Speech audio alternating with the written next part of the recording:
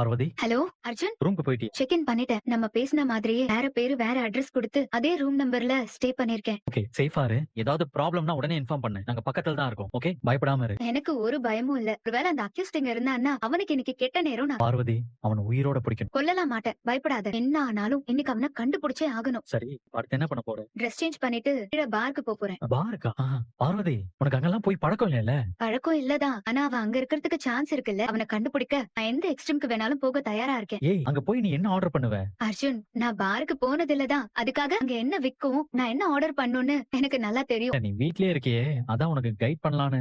ஒன்னும் தேவையில்ல, நான் அவனை கண்டுபிடிச்சா இன்ஃபார்ம் பண்றேன். உடனே வந்து சேரு. ஓகே பாரு.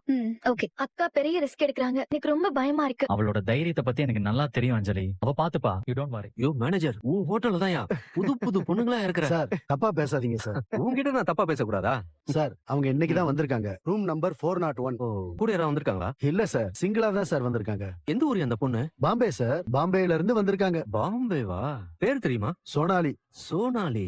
ஏய் மச்சான், நீ அவளை பாக்குறத பார்த்தா ஈஸியா கரெக்ட் பண்ணிடுற போலயே. ஏய், பாக்குற பொண்ணெல்லாம் கரெக்ட் பண்றதுக்கு இவன் என்ன மன்மதராசாவா? அவளெல்லாம் பார்த்தா திமிரு பிடிச்ச பொண்ணு மாதிரி தெரியறா. இவனுக்கெல்லாம் மடிய மாட்டாடா. என்னால அவளை கரெக்ட் பண்ண முடியாதுன்னு நினைக்கிறீங்களா? ஆமாண்டா மச்சான். ஏய் சவால்டா. அவளை நான் கரெக்ட் பண்ணி ஒன்னா ஸ்டே பண்ணி காட்டவா? டேய்